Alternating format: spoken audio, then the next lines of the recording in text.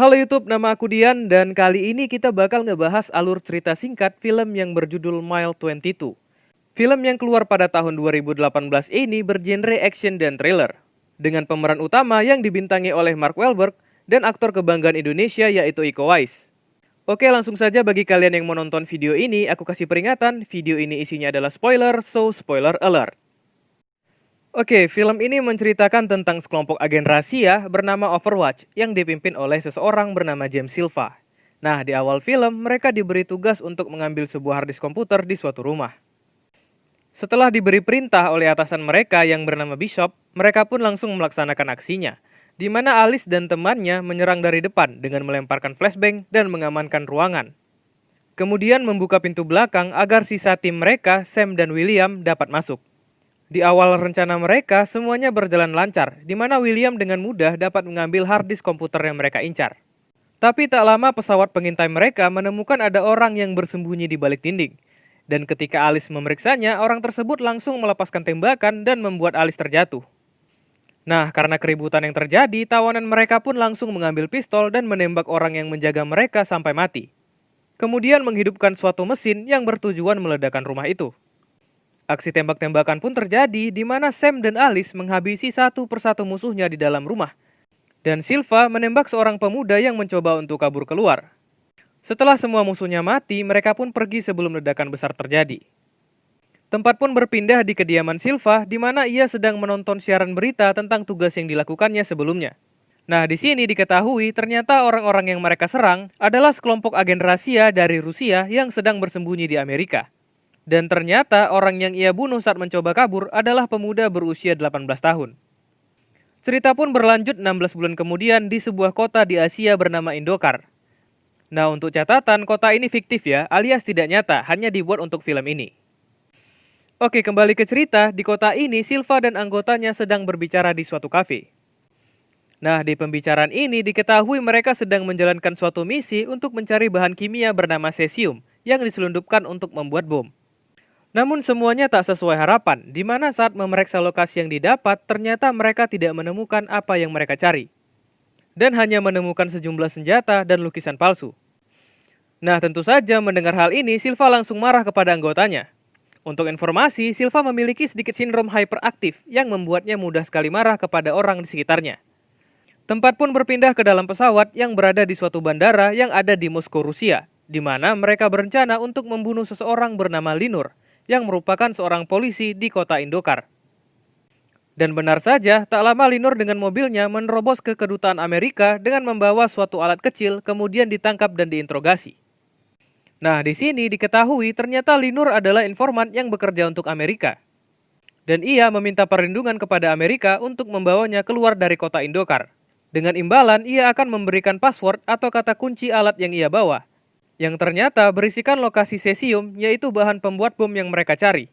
Dengan catatan, jika tidak dimasukkan password atau kata sandi dalam 8 jam, alat itu akan menghapus datanya sendiri.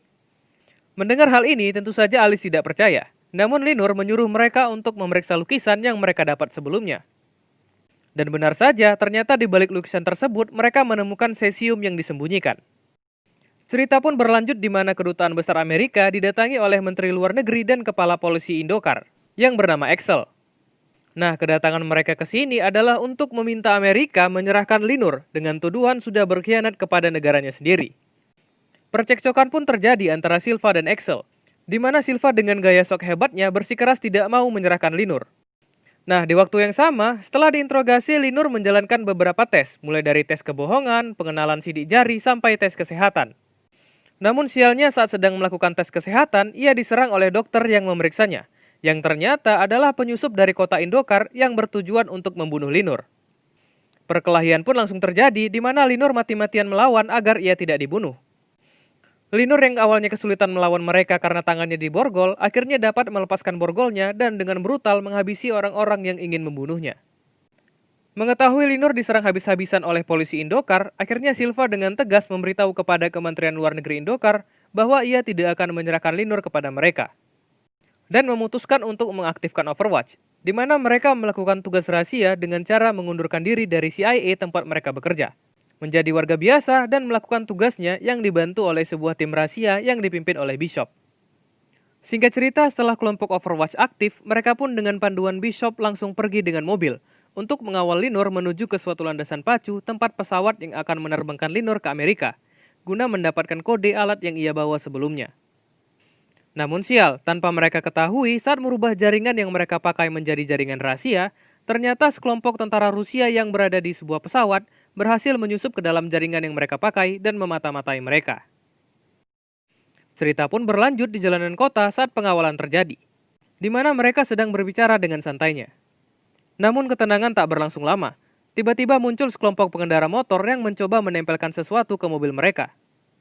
Dan pada saat yang sama, tiba-tiba jaringan mereka pun terputus, yang mengakibatkan mereka tidak bisa melihat apa yang ditempelkan di mobil mereka, yang ternyata adalah sebuah bom.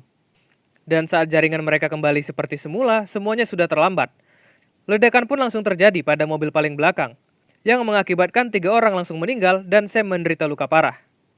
Baku tembak pun langsung pecah antara pasukan Overwatch dan orang-orang yang menyerang mereka, yang ternyata adalah pasukan polisi kota Indokar yang ingin menangkap Linur.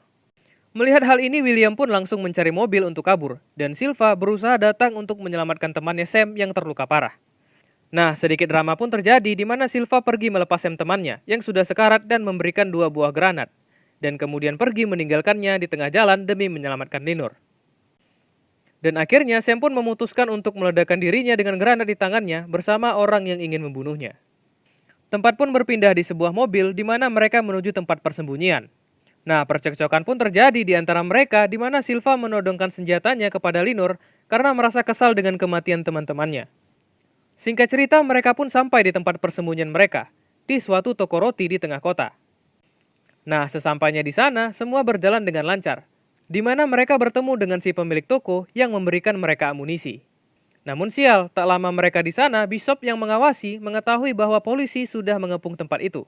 Dan benar saja, ternyata di luar toko, Axel si kepala polisi Indokar sudah duduk menunggu. Melihat hal ini, Silva malah keluar toko dan mendatangi Axel. Adu mulut pun terjadi di mana Silva dengan sok jagonya menantang Axel dan mengatakan akan mengalahkannya. Tapi sial, tak lama ketika Silva kembali masuk ke toko, ia menemukan sebuah granat di meja. Dan ledakan pun langsung terjadi, menghancurkan toko tempat persembunyian mereka yang membuat William terluka parah di kakinya. Baku hantam pun langsung terjadi, di mana 2 orang perempuan yang berpura-pura menjadi pelanggan langsung menghajar Silva yang mencoba untuk bangkit. Melihat Silva yang kesusahan melawan, Linur pun langsung membantunya. Dengan tangan terborgol, ia pun bisa mengalahkan lawannya, disusul dengan Silva yang menembak lawannya sampai mati. Setelah mengalahkan lawannya, mereka pun langsung kabur menggunakan mobil. Namun lagi-lagi mereka dihentikan oleh polisi Indokar yang menabrak mobil mereka dan langsung mengepung mereka di tengah jalan. Tak punya pilihan, Silva dan Alice terpaksa kabur ke sebuah gedung apartemen dan meninggalkan William yang sudah tidak bisa berjalan di mobil mereka. Nah, di sini drama pun terjadi di mana dengan kekuatan terakhirnya ia mencoba menembak satu persatu musuhnya. Namun dikarenakan kalah jumlah, ia pun akhirnya tumbang dan dibunuh oleh Axel dengan tembakan di kepalanya. Tempat pun berpindah di dalam gedung di mana dengan arahan Bishop dan timnya mereka mencoba untuk kabur. Namun sial, mereka tetap diikuti oleh polisi Indokar yang menyergap mereka, sehingga membuat Silva dan Alice terpisah karena mencoba melindungi seorang anak.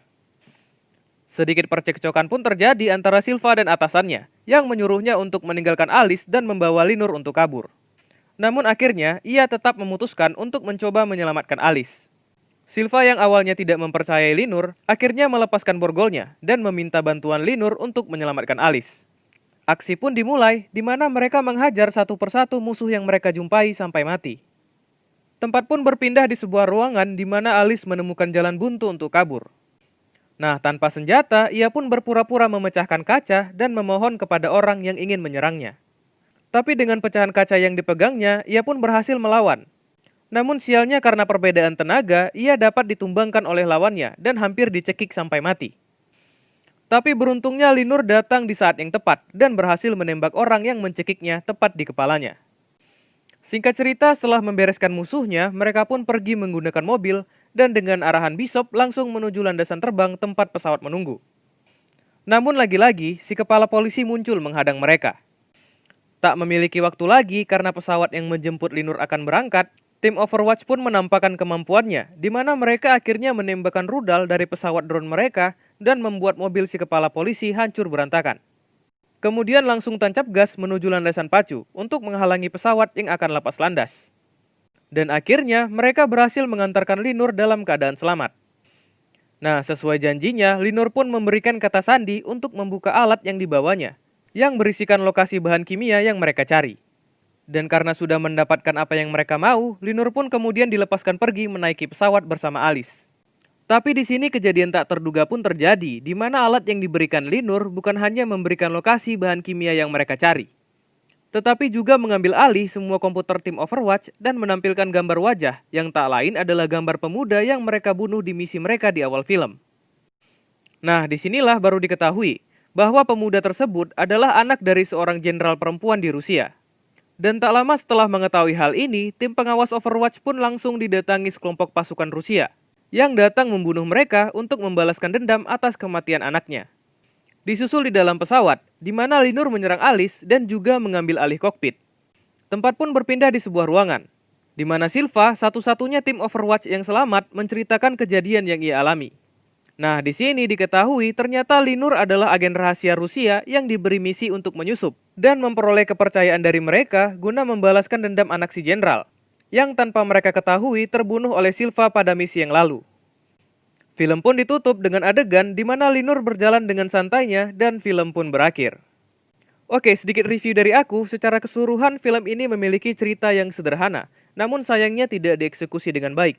Di mana banyak adegan-adegan yang sepertinya hanya ditempel saja di dalam film, tanpa memiliki nilai atau arti di dalam film ini.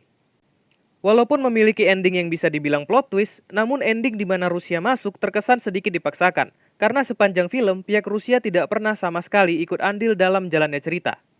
Nah, satu-satunya kelebihan dalam film ini adalah aksi silat Iko Uwais yang brutal dan sayang untuk dilewatkan. Oke, sekian dulu video kali ini dan sampai jumpa di video berikutnya.